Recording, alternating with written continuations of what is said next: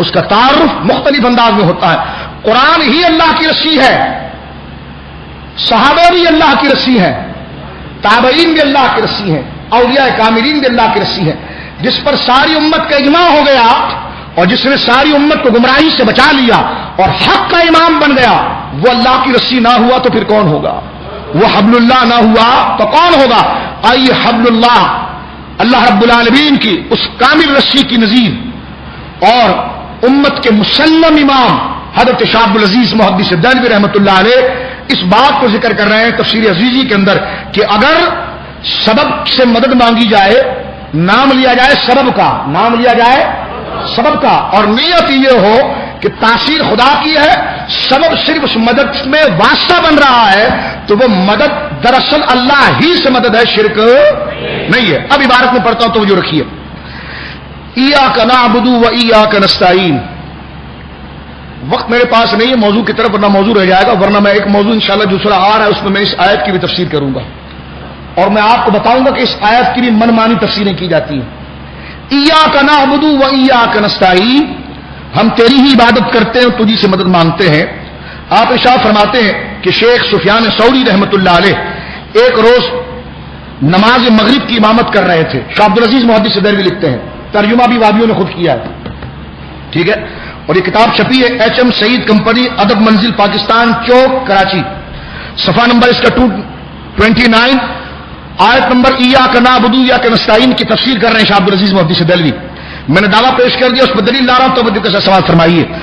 حضرت شاہ عبد العزیز محدث دہلوی رحمۃ اللہ علیہ فرماتے ہیں شیخ سفیان ثوری رحمۃ اللہ علیہ ایک روز نماز مغرب کی امامت کرتے تھے. جس وقت ایاک نعبد و ایاک نستعین زبان سے نکلا، بے ہوش ہو کر گر پڑے. جب ہوش میں آئے لوگوں نے کہا اے شیخ کیا ہوا تھا؟ جواب دیا جس وقت ایاک نستعین میں نے کہا، یعنی اے اللہ میں تجھ سے مدد مانگتا ہوں، یہ میں نے کہا خوف میرے دل پر غالب ہوا، خوف میرے دل پر غالب ہوا کہ میرے تئیں کہیں اے جھوٹے کس واسطے طبیب کے پاس دوا لینے جاتا ہے. کہتے میرے دل میں خیال آیا کہ میں تو نماز میں کہہ رہا ہوں ایاک نستعین، یا اللہ میں تجھ سے مدد مانگتا ہوں، تو میرے دل میں خیال آیا اور میرے دل نے مجھے کہا تو جھوٹا ہے، اگر تو اللہ ہی سے مدد مانگتا ہے تو ڈاکٹر کے پاس دوائی لینے کیوں گیا؟ اب دیکھیں اس میں تحت الاسباب فوق الاسباب کی کوئی بحث نہیں ہے کہ ڈاکٹر سے مانگنا جائز ہے، ولی سے مانگنا ناجائز ہے، یہ کبھی نہیں رہا، یہ اس دور کے خارجیوں نے ایجاد کیا یہ اصول. ورنہ میں آپ کے سامنے ہند کے سب سے بڑے عالم کی کتاب پیش کر رہا ہوں.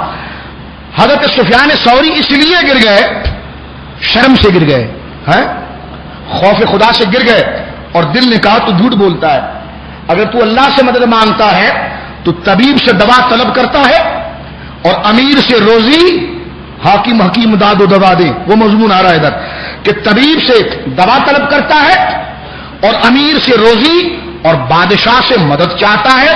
تو اس واسطے بعض علماء نے فرمایا کہ آدمی کو چاہیے کہ اپنے دل میں نادم و شرمندہ ہو کر 5 مرتبہ روبرو پروردگار اپنے کے کھڑا ہو کر جھوٹ بولوں.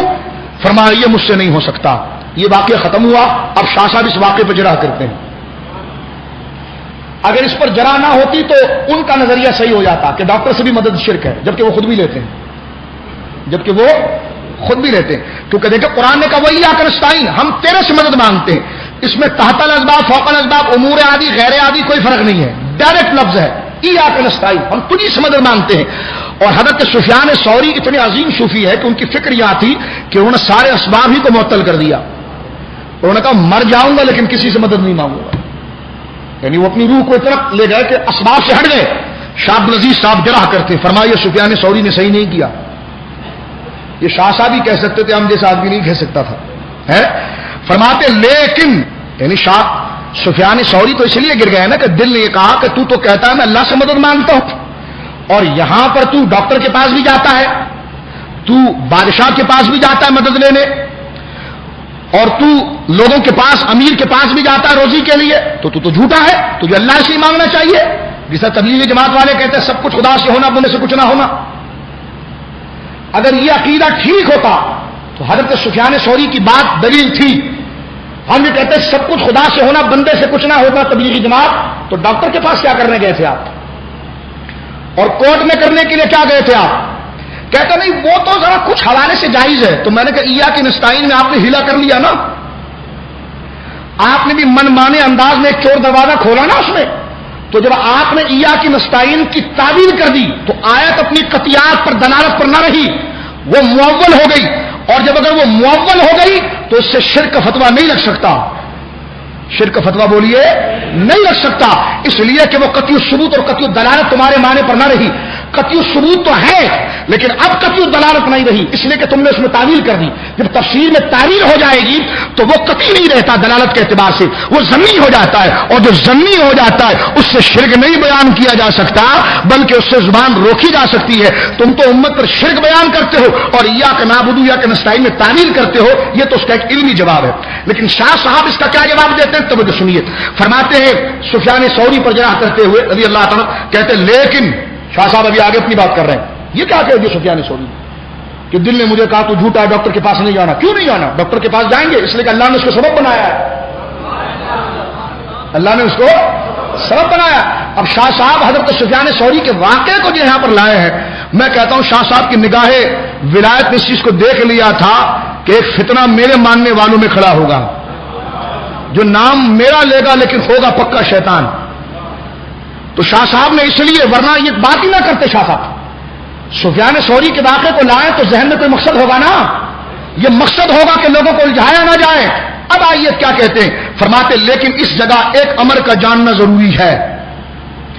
یعنی سفیان ثوری تو یہ کہنے لگے کہ میں طبیب کے پاس گیا تو اللہ کے علاوہ میں نے مدد مانگ لی، میں امیر کے پاس گیا روزی کے لیے تو اللہ کے علاوہ مدد مانگ لی.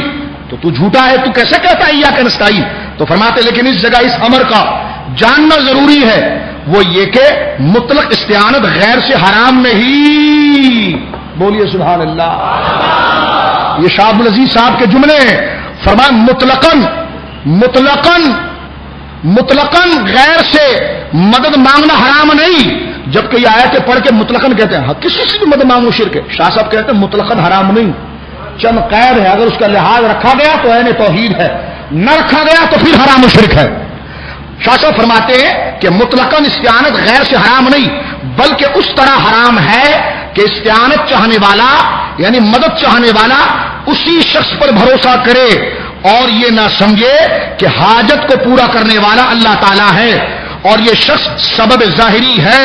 اور ایسا اعتقاد کر کے مدد ساتھ غیر کے کرنا اور اسی غیر کو اللہ کی مدد کا مظہر و سبب نہ سمجھنا، یہ استعانت شریعت مطہرہ میں ناجائز ہے. لیکن اگر غیر کو اللہ کی مدد کا مظہر مانا جائے، مظہر اون الہی سمجھے، سو ایسی استعانت شریعت میں جائز اور روا ہے.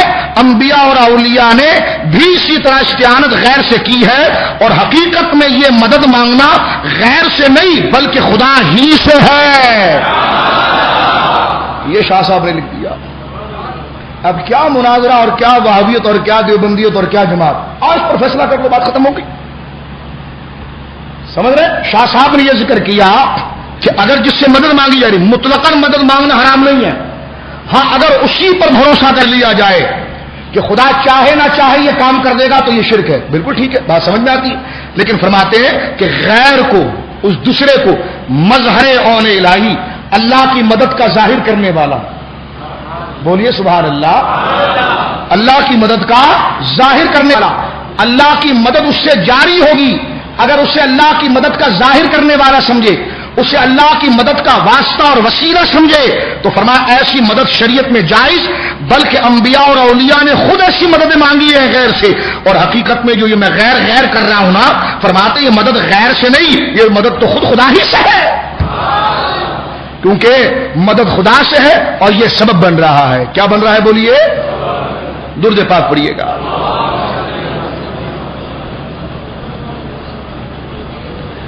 ابھی میں احادیث کی طرف آتا ہوں، پہلے ذرا اس کا معنی متعین ہو جائے ایک جگہ اور سے. اس وقت میرے ہاتھ میں فتاوی عزیزی ہے، ٹھیک ہے، یہ بھی شاہ عبد العزیز محدث دہلوی رحمۃ اللہ علیہ کا بڑا معناس فتاوی ہے. اور اس میں حضرت شاہ عبد العزیز محدث دہلوی رحمۃ اللہ علیہ نے یہ جو طرح ہے ایچ ایم سعید کمپنی ادب منزل پاکستان چوک کراچی، اعتقاد کی بحث سے صفحہ نمبر 175. ایک ہندو نے برہمن نے حضرت شاہ عبد العزیز محدث دہلوی سے